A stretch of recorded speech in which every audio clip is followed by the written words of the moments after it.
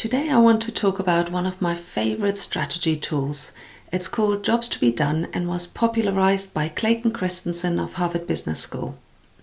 The origin of the theory is a bit unclear, but Christensen wrote a book in 2016 called Competing Against Luck, The Story of Innovation and Customer Choice.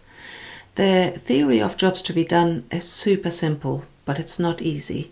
And if you think you already know about it and that it's all about people don't want to buy a quarter-inch drill, they want to buy a quarter-inch hole, well, let me tell you, there's a lot more to it.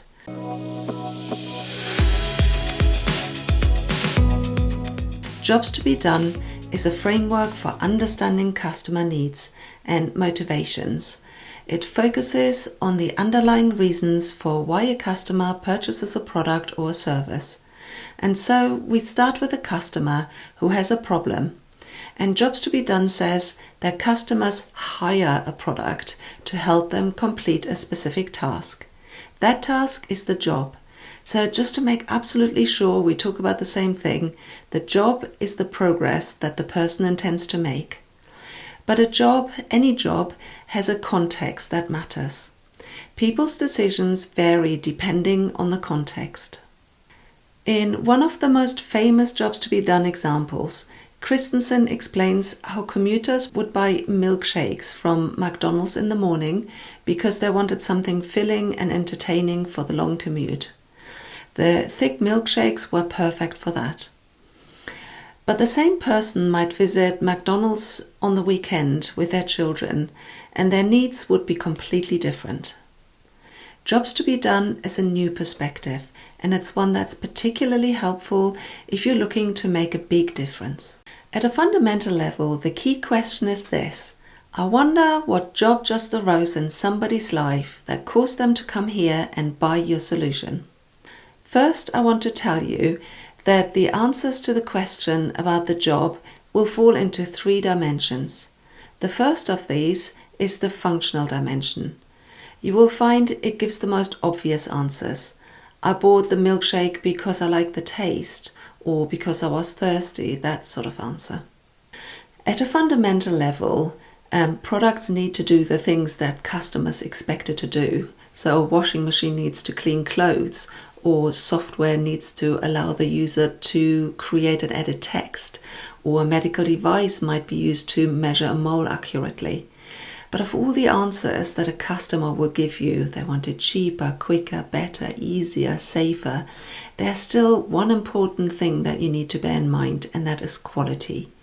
Your product has to solve the primary problem for which it was hired, and it needs to do that better than the alternative. I would say our understanding of quality has really increased in the last decade or so, and that is in part because of social media and review sites.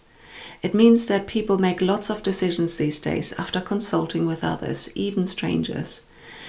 In our heads, we seem to have this gauge which is increasingly moving into the direction of 10 out of 10. The last time you hired a film to entertain you, or you hired a hotel or Airbnb, you most likely would have done that after looking at some reviews. So thinking functional is the most likely way in which companies focus their attention. That's in part because we were trained from a very early age onwards, from school onwards, to think logically. It translates easily into features, and we can check what the competition is doing and try and compare ourselves. Or we can change our products incrementally, and there's some real value in that, because the higher you get on the quality gauge, the harder it will get for the competition to copy, in theory. But there's also a downside to this incrementality, and that is that we lose sight of the bigger picture. And if changes happen, which happened recently through digitization in almost every industry, well, if that happens, you might be left out because your skills are no longer what the market demands. Examples of that are Nokia, Kodak, Blockbuster, just to name a few. So what can help us move out of the situation is the recognition that there's another dimension to why people hire products to solve their problems, and that is the emotional dimension. I have a short list of emotions here that many products or services evoke. And it's the final one, frustrations, which I find the most interesting, because it leads us to understand why people even start considering our product offering. The push is the frustration, which becomes so unbearable that it pushes you into action. Whatever solution you had up until this point no longer serves you, and you feel compelled to act. And then there's the pull of the solution. It draws you in. Realistically, we will have accumulated lots of pieces of information until we get to that point. It's not like a switch from being perfectly happy with your current solution to realizing that we need a new one. And these pieces of information have been processed somewhere in our brains. It might be quite buried, but we will get, I almost want to say, awoken when we hear the right frequency. And then we have two forces that move customers away from the solution that might be on offer. The first one is habit.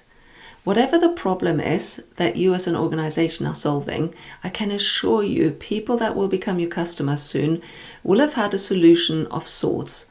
It's probably not a particularly good solution, but habits keep us in that loop of doing what we did yesterday or the last time when we encountered the situation. Our brain is lazy and it convinces us somehow that we already have a plausible solution.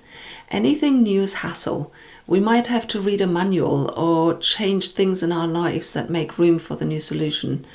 We might not be sure that the new solution is worth the money, and all of that creates anxiety. So habit and anxiety collude to keep the solution out. And finally, we get to the social dimension of the jobs to be done. For this dimension, my visual cue is the Maslow's hierarchy of needs pyramid. A large part of our brain is constantly figuring out who is friend or foe. At work, we might need an awareness of who is higher in the social structure. Maybe a boss needs to be pleased or appeased, so status is especially important for humans. For our caveman ancestor, not to be part of a clan group or family would have meant certain death. As a result, we carry the desire to fit in and to be liked. So once our basic needs are met, we look for safety and connection with others and belonging. Our self-esteem is rolled up in how we think others perceive us. Self-actualization means to reach our full potential or to become the best version of ourselves. I hope you can see how social hierarchy plays a part here, because the higher you are, the more likely you are to have autonomy, but also people will admire and follow you. Now, what does that all have to do with jobs to be done? There are many products that don't just fulfill the practical function, but that are simply hired as a solution for these reasons. A Porsche will get you from A to B just like a Kia would, but a Kia driver will probably not expect to see any admiring looks from passers-by. The Porsche signals status, the Kia decidedly doesn't. A Dyson hairdryer, well, it dries hair, but it also allows the owner to talk about why their hair is so shiny over a cup of tea with friends. This hairdryer will also set you back some £400, and this premium price is part of the appeal. It creates groups of people that purchase hairdryers not because the old one was broken or because they wanted to dry their hair 10% faster. No, the whole point of spending all that money is so you become part of a group of people somewhere in that top half of the pyramid. Now, you may think this only applies to consumer products, but an organization I once worked for bought a very expensive and sophisticated software platform. There was no actual need for that tool, given the small number of customers this organization had. It actually created a lot of unnecessary barriers and work for the people that actually had to use it. But it made the people at the top feel important. They could signal to their peers and other organizations that they were really important and using sophisticated business tools. As a side effect, they also had to employ more people to manage the stupid system. More people to manage, and some of them external, also meant they needed a bigger budget. And guess what? Yes, they got promoted. I just want to reiterate that when you move from the functional dimension to the emotional and finally the social, you really become better at understanding your options to create large profits. Do you know who the richest man in the world is? It's Bernard Arnault. What amazing things has he done to reach this coveted position? Did he invent a cure for cancer or find an infinite source of clean energy? Sadly not. Bernard Arnault is the founder and chairman of LVMH, the world's largest luxury goods company. We're talking handbags, shoes, champagne, perfume, all the essentials that a rich person absolutely requires to show their status.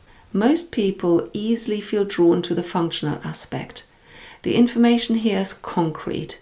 We use our prefrontal cortex, which uses reasoning and logic. We are taught at school from a very early age that a logical way of thinking is the right way. Often we can even measure very accurately what we're talking about. In contrast, when we're talking about the emotional dimension, we're basically asking people how they feel about something.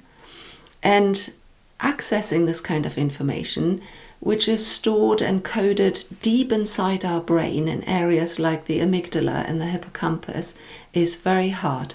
The connections to the language part of the brain are not great, and so we mostly feel things first and then we make up stories that seem plausible to explain why we feel that way.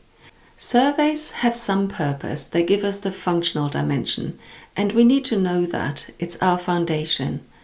Interviews can be very useful and give you a mixture of functional and emotional answers. Often it's the unintentional conversations, though, rather than the intentional interviews that give better insights into the emotional dimension. The more trust there is between individuals having the conversation, the more likely it is that people will divulge their feelings. And the social dimension, well, you will have to observe people and watch out for clues and interpret the stories that they're telling you. So now that I have shown you, hopefully, what jobs to be done means and how to apply it, let's have a look at why it is so significant and also why you should do things together as a team. At the most superficial level, jobs to be done is there to help you understand your customers better so that you can beat the competition to the next best idea. It helps you to open your mind a bit beyond the focus on features and to think of a more uncommon response. And that leads us to the more important benefit, and that is connection to your customer. Going through the process of jobs to be done will create better relationships with your customers. Whether you form new relationships or deepen existing ones, this emotional connection to the customer should be motivating for your employees. But the reason why you should get your team to do this is because it creates a shared language between people in your organization. When you have a shared language, you can discuss your ideas better and make better choices. This gives you a chance to agree on a way forward that excites everyone who's working on the new product or service. Out of this exercise, if you're lucky, you can derive your company values, shared values, which are now based on something that may lead to a customer-centric culture. I don't use the word customer centricity lightly. I believe that customer centricity is one of those overused words in business. True customer centricity is as rare as hen's teeth. So if you can create that, you have something enormously valuable here. Jobs to be done can offer a real sense of direction. In good times, it can lead to growth. In hard times, it will bring resilience. But only when you have involved your entire team repeatedly in the jobs to be done process will they have that sense of direction, whilst also staying agile. And when you think about that, you know that the real competitive advantage lies in these two things: adaptability and shared values connected to your customers' needs. That's something your competition will not be able to copy quickly or easily. And so we have reached the final slide summarizing the benefits of jobs to be done. Better innovation, better relationships with your customers, shared language and collaborative performance, shared values, and resilience and adaptability. all of this adds up to real competitive advantage. I hope you enjoyed the video. If you did, please like and subscribe. And remember, individually we are smart, together we are strategists and we grow.